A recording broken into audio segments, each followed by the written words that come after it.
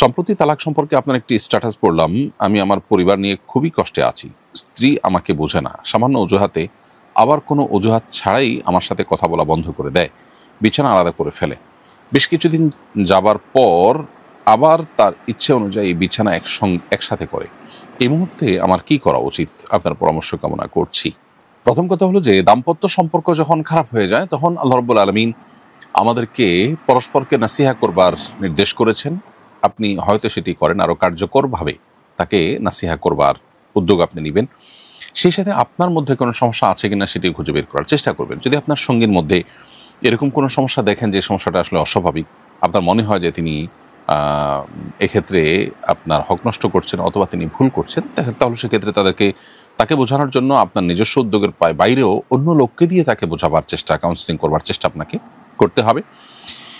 এরপরে যদি না হয় তাহলে সেক্ষেত্রে অভিমানের পথে আপনি যেতে পারেন কোরআনের নির্দেশনা অনুযায়ী।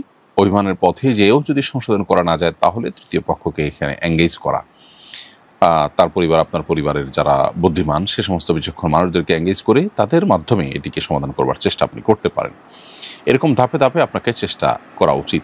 একান্ত যদি মনে হয় যে না সমস্যা দিন দিন বেড়ে চলেছে, তাহলে সেক্ষেত্রে একসাথে থাকলে যদি আল্লাহর বিধান লঙ্ঘন হওয়ার উপক্রম হয়, গুনাহে লিপ্ত হওয়ার উপক্রম হয়, তাহলে সেক্ষেত্রে আপনার তালাকের চিন্তা আপনি করতে পারেন এবং সেক্ষেত্রে শরিয়া যেভাবে বলেছে সেই পলিসিতে আপনাকে অগ্রসর হতে হবে যদি দরকার হয়। তবে আপনার যেটুকু বর্ণনা পড়লাম তাতে মনে হয় না যে বিষয়টা এত জটিল।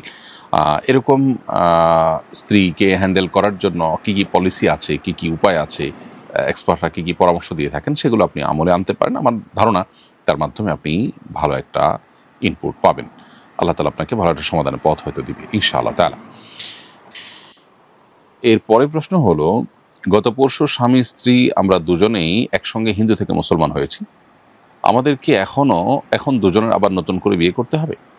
উত্তর হলো যে স্বামী স্ত্রী উভয় যদি অমুসলিম থাকেন, এরপর যদি তারা উভয় ইসলাম গ্রহণ করেন তাহলে সেক্ষেত্রে তাদের নতুন করে বিবাহ আর করার দরকার নেই।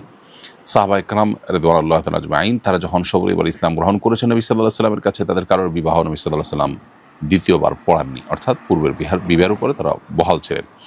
যদি এমন হতো যে স্বামী স্ত্রীর একজন অমুসলিম থেকে গেছেন আর একজন মুসলিম হয়ে গেছেন, অনেক সময় পর তিনি মুসলমান হয়েছেন, তাহলে সেক্ষেত্রে এই যে দুই ধর্মের, এক্ষেত্রে তাদের মধ্যে বিশেষ করে একজন মুশরিক আর একজন মুমিন যখন হন তখন তাদের মধ্যে আর বৈবাহিক সম্পর্ক থাকে না।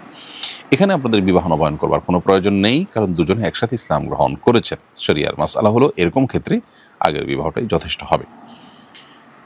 এরপরে প্রশ্ন হলো, আমি নামাজে দরুদ মুখস্থ পারি না, সেক্ষেত্রে শুধু সাল্লাল্লাহু আলাইহি ওয়াসাল্লাম পড়ি, এতে কি নামাজ হবে?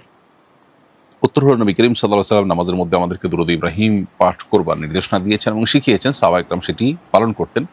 পৃথিবীর সমস্ত উলামা ইকরাম একমত যে নামাজের মধ্যে শেষ বৈঠকে আমরা দরুদ হিসাবে দরুদ ইব্রাহিম নিবেদন করব। আপনি দরুদ ইব্রাহিম মুখস্থ করতে পারেননি এখনও, সেই হিসাবে অন্য দরুদ যদি পড়েন আপনার সালাত আদায় হয়ে যাবে।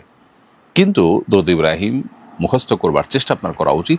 সারা জীবন আপনি শুধুমাত্র সাল্লাল্লাহু আলাইহি ওয়াসাল্লাম পড়ে বা অন্য দরুদ পড়ে যদি পার করে দেন, তাহলে সেক্ষেত্রে বিশাল গুরুত্বপূর্ণ একটি সুন্নাহ আপনার জীবন থেকে ছুটে গেল, যেটা নামাজের কোয়ালিটিকে অনেক নামিয়ে দিবে। সেজন্য দরুদ ইব্রাহিম মুখস্থ করার চেষ্টা আপনার হওয়া উচিত।